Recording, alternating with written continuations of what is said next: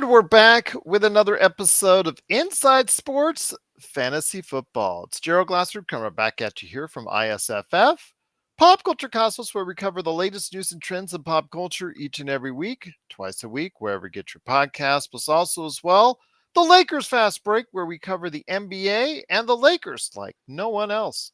Plus, also as well, if you need your sports fix, check out the Dom-iNation Sports Nation today. If you got any questions for us on your playoff team, you need help with some starting lineups, should you start this guy over this guy, or pick up that final waiver wire pickup of the season that could help you on your playoff run, please go ahead and let us know. isfantasyfootball@yahoo.com or Inside Sports FF on Twitter. Well, thank you for joining us here on ISFF. It's truly appreciative of everyone stopping by to watch or listen to us here, right here at the Inside Sports Fantasy Football. It is that time of the year now. Every league out there in fantasy football is in the midst of a playoff battle, including our own right here, ISFF. Our hosts, Chris and myself, along with Magic Man, Sean Grice, the birthday boy himself, and Joe Soro, and also back once again, Dominic Lardieri from Dom-iNation Sports Nation. The playoffs for these guys, it's now the right to make the right choice. What do you need to do to make the right choice indeed?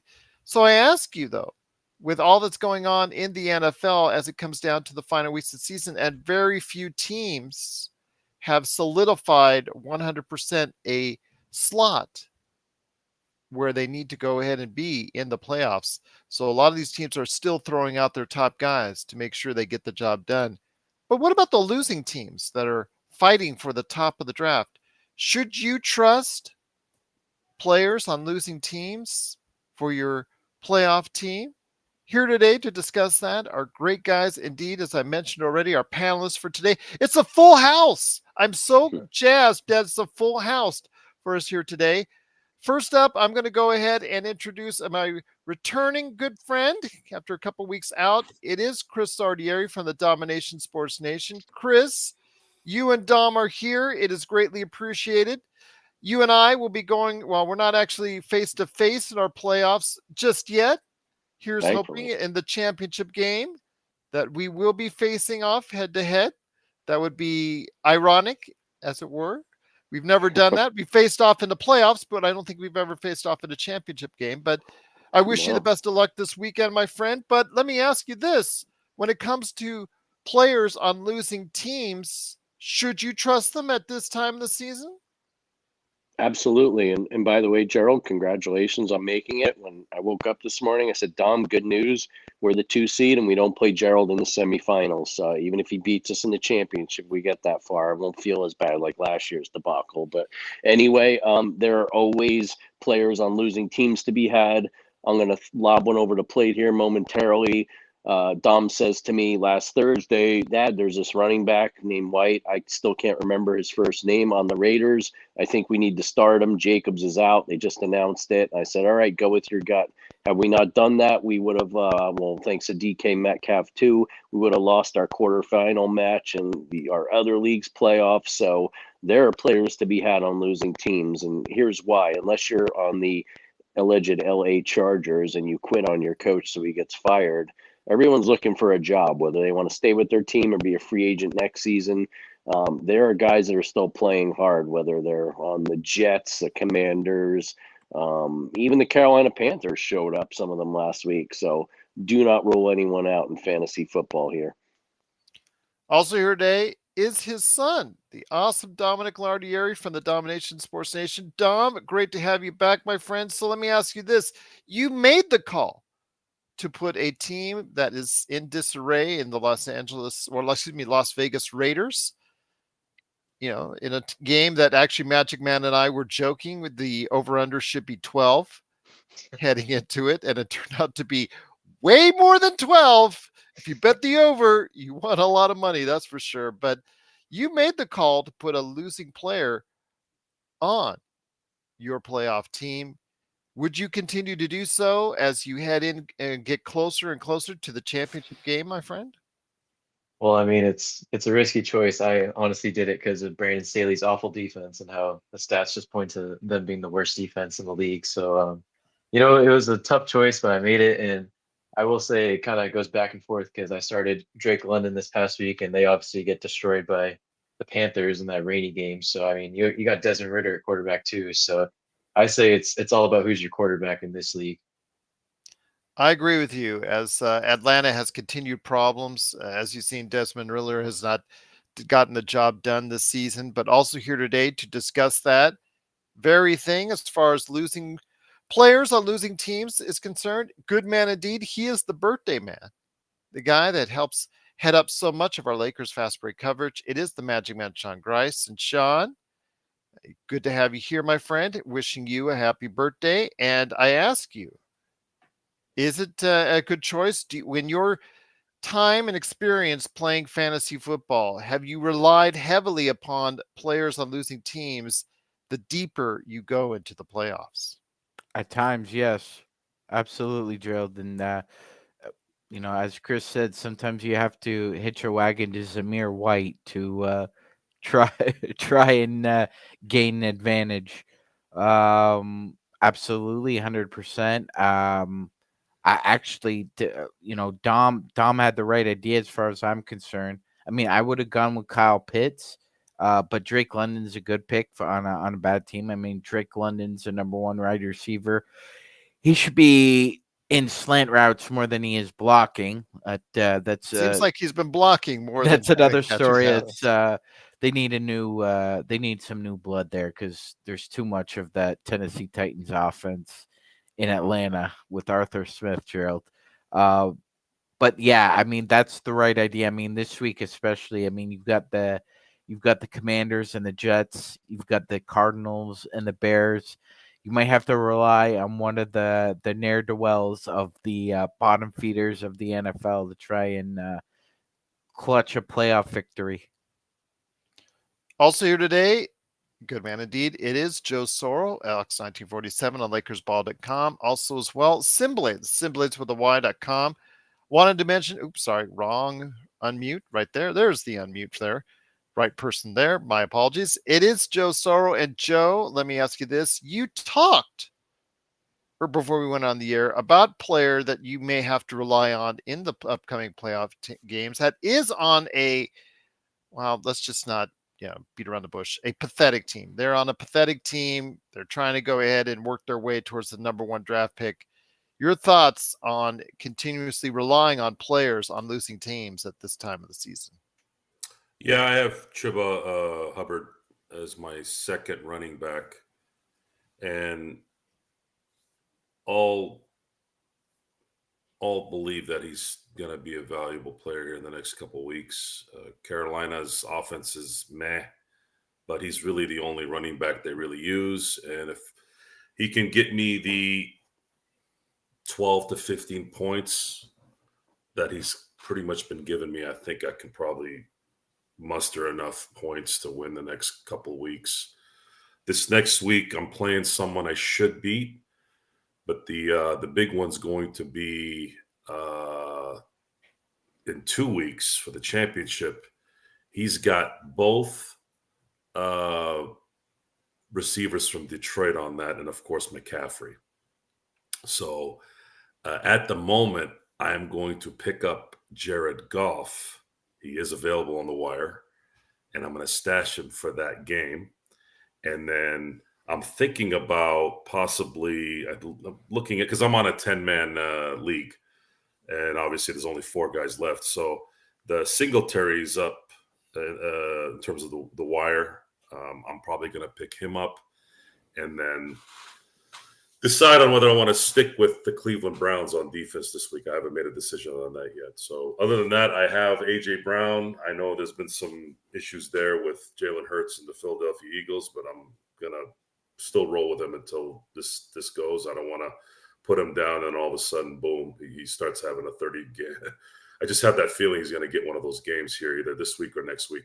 And then Diggs, I'm assuming Buffalo's going to be playing the Chargers. Which Bills team? Which it seems Well, like you get a new Bills team every I week. think the Bills, much like what's going on in Philly right now, are getting the usual "what have you done for me in the last few minutes" treatment. I've never seen a 10-4 team like Philly get so abused at being frauds. I think that's kind of hilarious to see that this team is obviously not healthy, and they're playing very good teams. It's not like they're losing to scrubs. So the Buffalo Bills were getting that treatment, up until the last couple of weeks. So we can't let that be a distraction. At least I won't. But I would like to see if Diggs can kind of get out of the funk he's had the last 3 or 4 weeks, because he started out the season, the first 9 games, pretty good. So I'm going to roll with them. I'm going to roll with Diggs. I'm going to roll with AJ Brown, and then the new one, and there's always one, Rashee Rice. You were talking about him last week. He really helped me out last week. I believe he dropped 18 points for me. This was someone that I had CJ Stroud as my quarterback. I had Tank as my first, or I should say my flex receiver. And then I had Kirk from Jacksonville before he got hurt. Those guys were very, very consistent. But I kind of struggled up until this last couple weeks, losing 3 of my starters. So I had to reel in this thing a little bit at the end because I was doing real well. I actually started out 0-3 in this league and then won 6 in a row. The first 3 games, the first game was the one where Dallas scored 90 points on defense. That cost me that first week. And then every other week after that, I was losing by like 3 points or 7 points. So I got back on the saddle, winning 6 straight, and then it kind of 500 from there because of all the injuries towards the end. But this is pretty strong. I'm back to kind of a stable team. I feel pretty comfortable about their health and their ability to play well. And then we'll see if I can get through this week. And I think I have a better matchup in terms of covering some points in the championship game against a guy that I think is going to win, and hopefully finally win this particular league. I've been in this league, I think since 2008, and I've never won it. It's been I 1 year. I don't. You probably remember this, Sean. The year that Odell Beckham Jr. punched Josh Norman. Mm-hmm. I had Odell. That was Odell Beckham's best season. Right. He got suspended for the championship game. Right. And I scored 71 points in that game. And the guy that won scored 82. Oh. That loss bothered me for a year. Every time I thought about it. Like, it made me sick. So I need to win this league. It's driving me nuts. It's a old fraternity league. These guys, most of them. So, yeah. So it's redemption time, Joe. I'm hoping the guys just get what you're supposed to get what the average is supposed to be, but can you add just 5 more points on the average on each one? And if that happens, I think I'll be good for the next couple of weeks. Once again, it's Inside Sports Fantasy Football. It is the Magic Man, Sean Grice. Happy birthday to you, Joe Sorrell, plus the guys, Dominic and Chris Sardieri from the Dom-iNation Sports Nation. It's Gerald Glassford. Thanks so much again for watching and listening. Chris, let me ask you this, my friend. A name that we were joking about before we went on the show is actually a real possibility for some out there due to injuries or whatnot, and that is Tommy DeVito. Now, I understand he comes right out of a Sopranos episode, especially with his agent in tow, the now maybe former agent almost at this point in time. I guess representing him in different ways, possibly. I don't know. It's gotten pretty a lot messier in recent minutes, as we've talked about before we went on the air. But the reality of it is he's 8 touchdowns, 3 interceptions in just a short amount of time for the New York Giants. Your thoughts about him or who he might be throwing to as possibilities for your playoff team? He's a great story. His dad and grandfather literally lived around the corner from me in my hometown. So for me personally, I'm enjoying it. Now, from a fantasy perspective, look, there's slim pickings out there in waivers, and with CJ Stroud being looks like ruled out again this week, and you've got to hit the waiver wire. I mean, he is one option. The problem is, as we saw against a legit defense like the Saints, when you're getting hit and sacked 7 times, it seemed like pressured every other play. He's not as effective. The Packers, to their credit, have either they have an enough defense or coach. I can't figure out what, but if you're going to have to go to DeVito route, you better play matchups. And this week they play the Eagles on Christmas, and with the way they're in a tailspin and trying to keep their division hopes alive. They've owned the Giants the last few years. Let's face it, Daboll cannot beat them, and I would expect that's a team that's going to be motivated, especially after that brutal loss this past Monday night. So, not sure he's the best option. If you're really desperate, maybe, but do you go for a Nick Mullins? Maybe you do ahead of DeVito, but I'm not quite entirely sold on him, at least in your fantasy semifinals.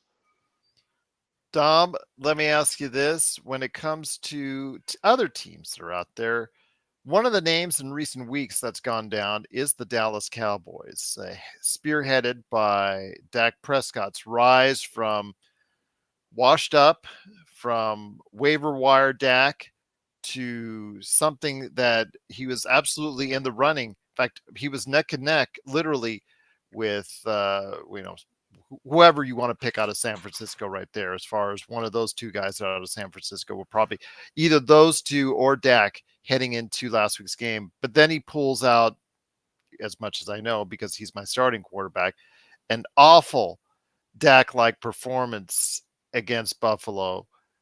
My thoughts is, do you continue to go ahead and have faith in him, or is it time to go ahead and say, you know what, I think the fire, I think the luck has run out when it comes to Dak Prescott? I think he's been a great quarterback so far this year. I mean, what he's proved against the Eagles, I know the Eagles haven't looked great, but the way he's played against them, he definitely looks more calm and poised. And I mean, I would say it's not the Dak on the field that's the problem. It's the when it comes to the media with Dak. I mean, they're paying attention to him every second, obviously, because of the Cowboys. And I mean, I would say if they looked at Dak like any other quarterback, then we'd be looking at an MVP quarterback. But with the way everyone overreacts to everything with the Cowboys, I mean, it's tough to say. They have a tough schedule coming up, and they're really going to prove themselves. And we'll see what this Mike McCarthy offense is built out of. But right now, I'm good with Dak. I like what I've seen out of him. This is probably the highest I've been on Dak. And they went to Buffalo. It was a tough game, cold, obviously, and they just got punched in the mouth. So let's see how they respond this week to the Dolphins. And I have a lot of confidence in Dak, and they're going to get a home playoff game too. So we haven't really seen that. The only thing is, Dom, they just could not block for Dak last week. He was always on the run. He got sacked several times, and obviously it affected his game. Miami does not have as an effective a defense, so you can see a different outcome this time around, Dom. Yeah, I think I can. I would say the only team that can really punch Dallas in the mouth is probably the 49ers from what we've seen so far this year. And yeah, I mean, Dak's a pocket passer, but you look at Brock Purdy or Tua, I mean, they're putting up just about the same numbers and they really aren't as mobile as you'd like to see them be. So I mean, it's tough, but honestly, yeah, Buffalo just punched them in the mouth, to be honest. And the Cowboys got a couple injuries too on the offensive line, I believe. Hopefully they get back up and running. I absolutely need them because I think I'm going to ride with them over Tua and that matchup because those are my quarterbacks. I think I'm going to ride with Dak this weekend. Magic Man, let me ask you this. Heading over to the best of the NFL right now, and that is right near the Bay with Laker Tom's favorite team per se, the San Francisco 49ers.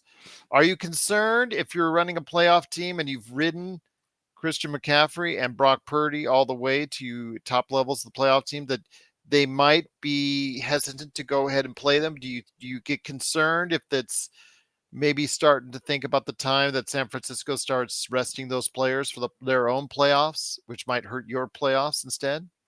That's a great question, Gerald. I think otherwise, all things being equal, other than the normal vicissitudes of NFL football, no, not really. I wouldn't be too worried. That being said, at this point, I think, especially this week when they're going up against Baltimore, um, Kyle is very similar to his father, and I remember his father running the Denver offense because I was a lowly Raiders fan in the '90s, and all Mike Shanahan loved to do was run the score up on the Raiders. So, Kyle Shanahan, I think, will uh, distribute his carries equally amongst his running backs from here on out until they get to the playoffs.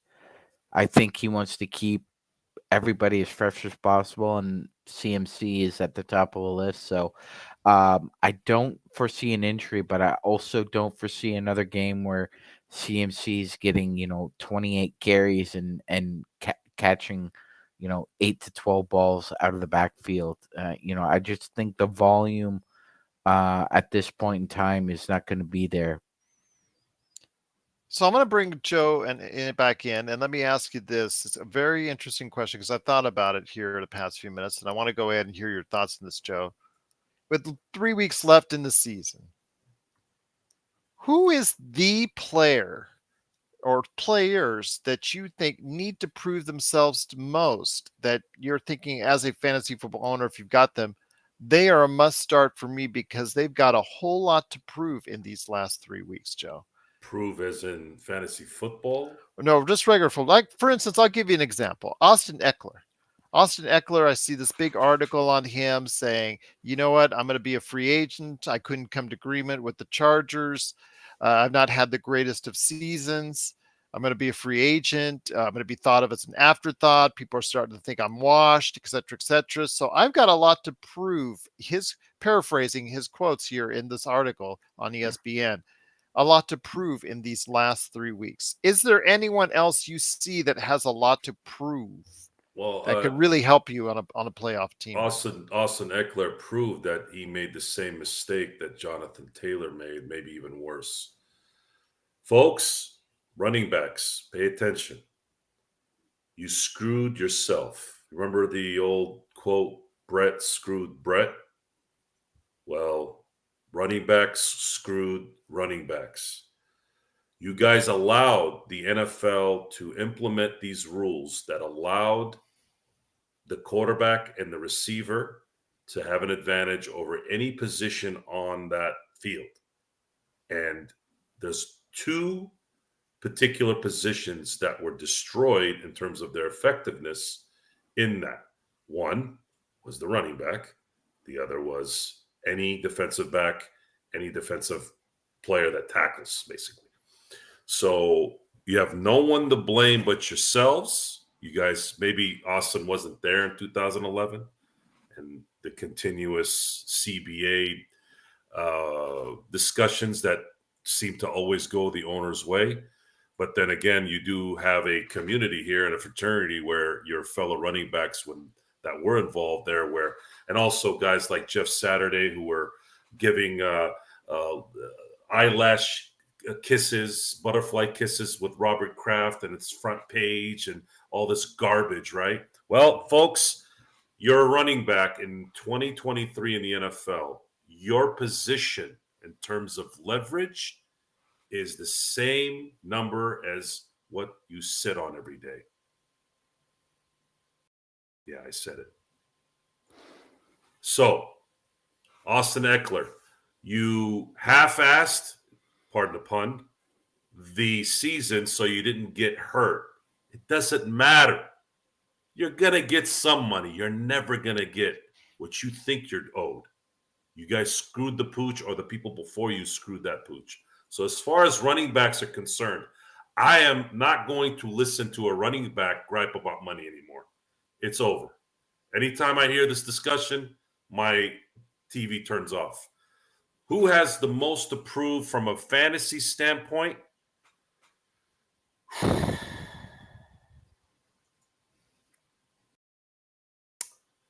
That's a great question. Are we talking winning team? Doesn't matter anybody at this point in time.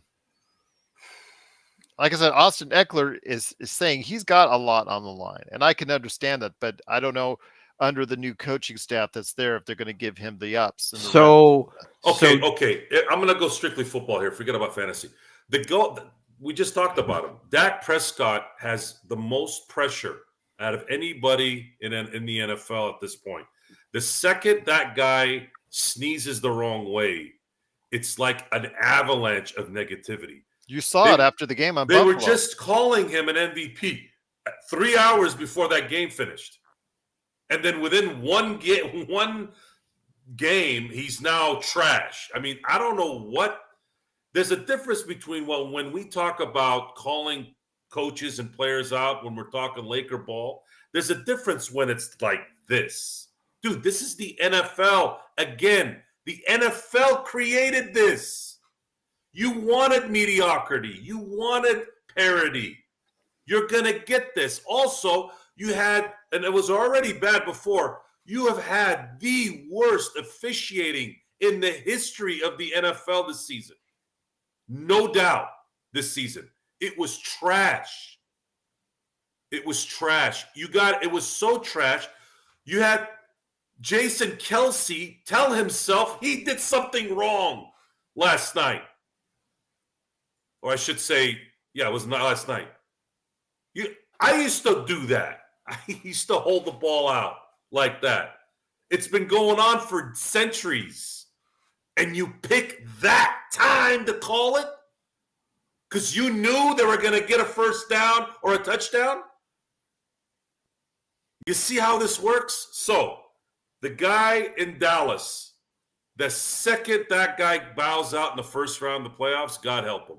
He needs to get out of Dallas, in my opinion. I think if I'm Dak, if I'm going to continue to get destroyed in Dallas like this, I'd rather go somewhere else to another contender and not deal with this nonsense. He's a good quarterback, man. He is a good quarterback. You mean like the Pittsburgh Steelers, Drew? I would love him in Pittsburgh, but we cannot have Mike Tomlin there either.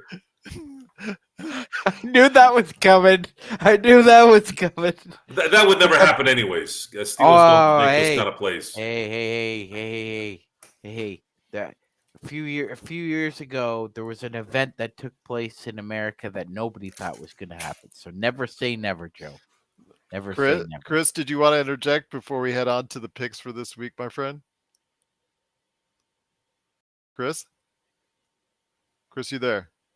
No? Okay. Gerald, I'd also like to say this.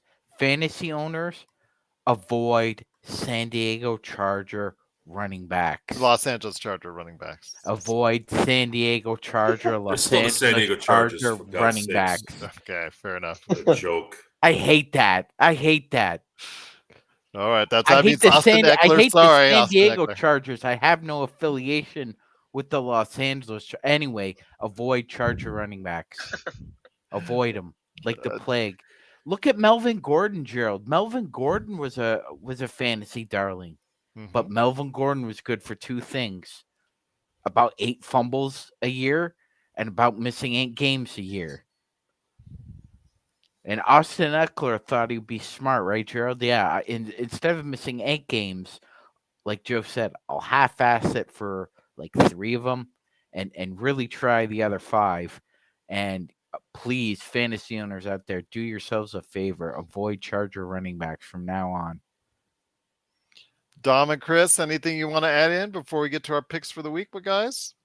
Well, I was gonna say another free agent is T. Higgins, and he obviously had the Jamar Chase injury now. So I mean, last week he looked incredible as wide receiver 1. So I mean, there's gonna be a lot of teams looking out and saying, "Oh, this guy could be our wide receiver," and obviously our wide receiver 1 next year. So I mean, T. Higgins is a great choice, and he proved himself last week with Jake Browning, and I think he will again this week. They got the Steelers, right? Yep. Joe, as the Steelers fan that you are. What the hell's so funny? Because he's right. That's why. Not that funny. Chris, any thoughts, my friend? Chris, do I have you here? All right. Well, again, it is Inside Sports Fantasy Football. It is Gerald Glassford, along with Chris and Dom Lauderieri from the Dom-iNation Sports Nation. Chris, we got you back before we head over the picks? No, still out. All right. Well, it is going to be before we get to the woof woof woof, the doghouse. It is our picks for fantasy football this week. So, Magic Man, I'm going to start with you first, Mr. Birthday Boy. When it comes to the schedule this week, are there any games that you see stand out for fantasy football purposes this week? Absolutely, Gerald. Right now, the juicy game would be Dallas and Miami, obviously. I mean, Yes, that's what I'm looking at. yeah. Absolutely. The last time I checked, Gerald, the OU was 51.5. I think it'll be way over that. Yeah, I'd be looking if you can pick up like somebody like Ferguson off the waiver wire if he's still available. And again, some like Joe was saying, I mean, you would love to see someone ever other than Mostert get touches at the goal line for the Dolphins, but we'll see. I think Dak has about a bounce back game personally. Well, Chris, do I have you back on, man? His headphones are all jacked up right now. Yeah, so. he did DM me. I was just want to make sure he was still okay, Rob. But Dom, do you have any picks for fantasy football this week, my friend, to keep an eye on? Keep an eye on that Ravens 49ers game. I mean, if you have anyone on the 49ers, I mean, I think they're gonna go in there and just deflate all the Ravens confidence that they've had. And I mean, the Ravens haven't really convinced me in any of their wins. They've like slugged it out most of their wins. And I think the 49ers they're gonna humble them. They're the 1 seed right now. So we'll see what happens. Is this the last week we see Brock Purdy and Christian McCaffrey, or if they win this weekend, or do you still see them out there on the field come next week, the week after, excuse me? I mean, I don't know. They play the following week, but I would say they just send them out. I mean, it'd be smart to send them out 2 weeks, but usually how it goes for the 1 seed though, they get those extra weeks off, and then they look pretty stagnant in the divisional games. So I don't know. I don't think so because I think Purdy and C-Mac are playing for an MVP. Yeah, that's a good point. Yeah, especially Purdy. I mean, there's the Dak and Purdy debate right now, and yeah, I don't know why C-Mac wouldn't be MVP. That guy's got 20 touchdowns and 3 games left. It's unfortunate they make it a quarterback award. Yeah, I mean, that needs to stop. I don't know what the deal is with this dude. Just come on. Yeah, it's getting bad. I think C-Mac, as much as I like the Brock Purdy story, and as much as I have enjoyed having Dak as my starting quarterback, Joe, I think it's been C-Mac personally this year because he stayed on the field first and foremost. He has stayed on the field. Not only is he fantasy football MVP, but I think he's legit MVP front runner right now heading into the final weeks of the season. But is there any fantasy football matchups that you're eyeing for this weekend? Me? Yes. Fantasy football matchups. Anything as far as real nice offensive games. Detroit, Minnesota may not be bad. Minnesota might struggle on offense though on that one. Let me see here. Let me look at the schedule real quick. Okay. I'd say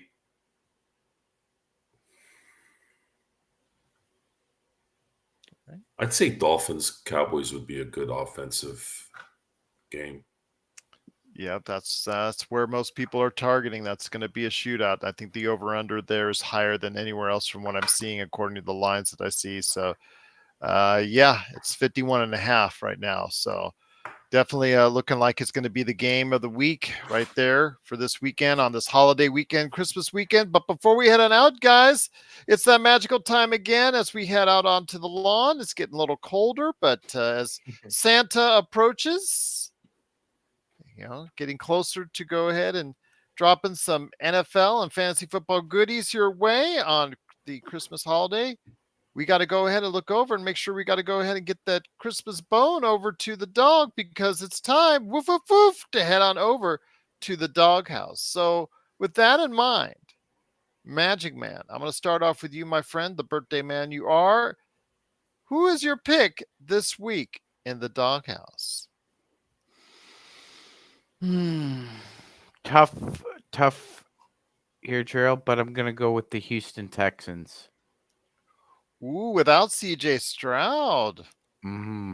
But Yeah, they are a favorite still at this point in time, but it's they are. swinging. I thought the Browns were a slight favorite. I think they have switched over. ESPN is delayed. So I think Okay. let me go ahead to Vegas Insider. I think you're right. I think it's gone over to 1 for the Cleveland Browns. So Okay. If if it's a pick 'em, then I'll choose another game, Drill. But for now, yeah, I really like the Texans. They got a lot of pressure uh against Russell Wilson. I think yeah, it's gone to 2.5 as far as for the Browns as a favorite. So yeah, good for the point. Browns, yeah, I'd be all over that one. I think the Texans defense has kind of turned the corner here as far as as Joe would say, instead of actually getting pressures, they're getting sacks. So I think they're going to disrupt Cleveland's offense. And I mean, even if Cleveland wanted to run it 50 times a game, Houston's got the defense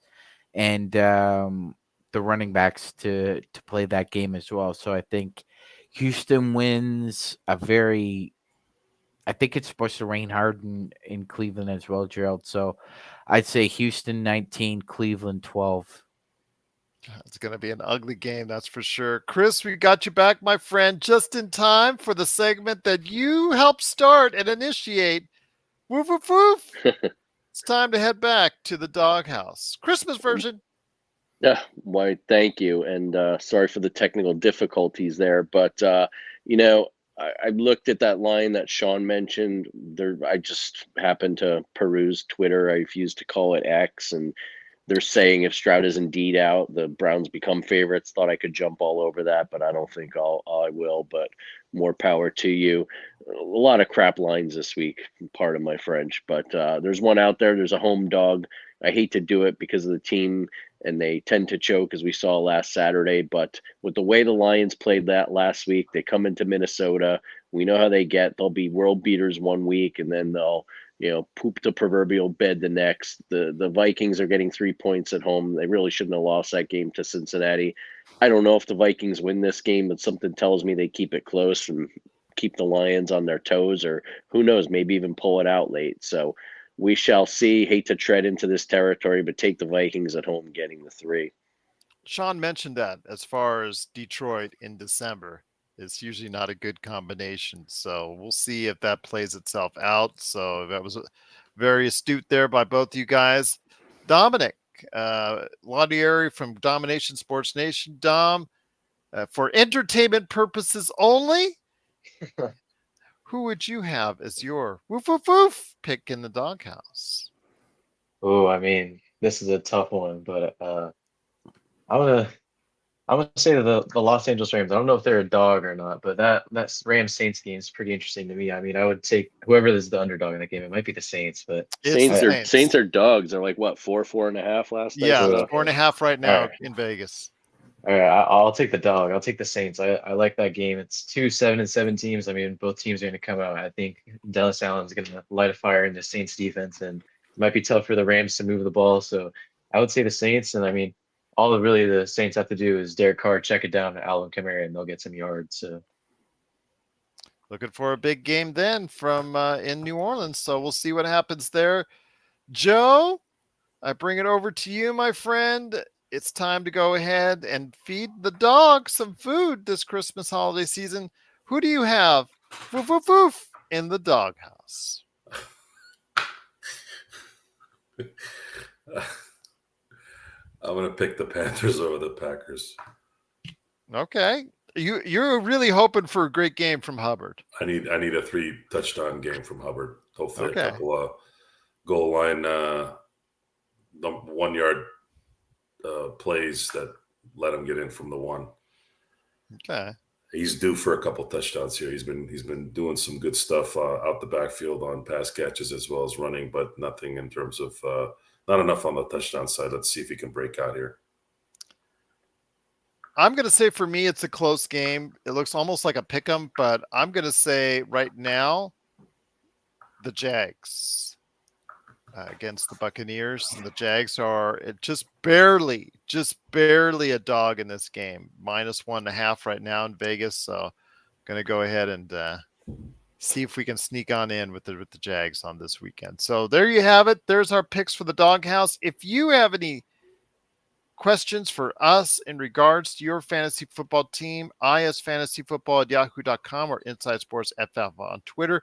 Please go ahead and check out what we do each and every day at the Lakers Fast Break, covering the NBA and what's going on as far as the Lakers are concerned. But Dom and Chris, please let us know what you guys are up to with the Dom-iNation Sports Nation this holiday. Well, I mean, we gotta talk a lot about NFL, obviously, and I mean NBA's in full effect too. And I might even talk a little baseball as well. You got free agency. I mean, that Shohei Ohtani signing. I mean, that's been the talk for I don't know a week or so now. So it's been pretty crazy. And the Yankees made their move too, getting Juan Soto. So it'll be the usual, but it should be good. I thought Yamamoto was supposed to sign by now, Chris. Yeah, I don't. He's making a return visit to the Yankees. I don't know. Maybe he's following in Shohei's shoes and visiting every team he can and getting a vacation out of it. But yeah, and then too, long overdue. Gerald, we plan to have you on to talk some NBA here. If we can get this darn flu from spreading through my house, we hope to have you on an upcoming show. And also, Sean, wanted to wish you a happy birthday. Dom just had one a few weeks ago, so nice to have some December babies on these shows. There you go. Belated happy birthday to Dom. And again, as our crew, or actually our audience has asked for you guys to come on over, again, because I know you've already made appearance before in the past on the LFB. We're still waiting when you guys can come over to the LFB. You just got to let me know when you're good and ready. So there you go. Yeah, I We'll be mean, here soon enough. You'll hear from us. Okay. I'm here to talk crap about the Warriors small ball, so I'm ready. All right. Yes. All right, Dolph. The team, Yeah. you know what? It might not be the greatest of years for the Los Angeles Lakers right now. We did win the IST, whatever that thing is. Who cares? Because that doesn't really impress me very much. But we did end the Warriors dynasty this year. That can, we might not have won a championship, but we did end the Warriors dynasty this year. It's looking pretty bad in Golden State right now with Draymond Green, the suspension. God. Yes, as Dom said, the small ball that's going on. Yeah, Brandon Podziemski is your highlight right now in Golden State. So, Hey, all kidding, all jokes aside, I'm so out of it. I woke up today and I said, Dom, the Knicks beat the Lakers, so I'm not in a good shape, and I can't even gloat about it because I feel crappy. But I've got to enjoy it while it lasts. And then my lone thing I'd like to talk about, Gerald, is will the Sphere finally bring down James Dolan and get the Knicks a new owner? Can we hope for that in 2024? That's my only wish. Well, they've only lost what, $100 million, I think, in that first quarter that they chump change, right? Yeah, chump change. Again, he's got to fill that up. The Sphere. U2 leaves in what, early March, if I'm not mistaken. So yeah, he's got to figure out a way to fill that baby up. It's beautiful. It's fantastic. You can see it from every single point. So it's strategically placed. You can see it from every single point in the city. I was driving coming in from Boulder City the other day from the freeway and over the mountains, and you can see it from there. So it's great. Oh, wow. Strategic place.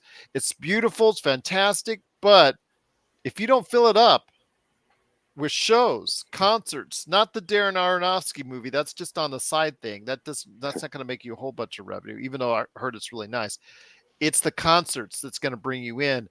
Or, they're talking about the NHL draft there. That's great, but that's only 2 days, 3 days. Yeah. That they need more. And like you said, I don't know if it's going to be that much of a turkey that's going to get James Dolan away from that Comcast money, my friend. So we shall see.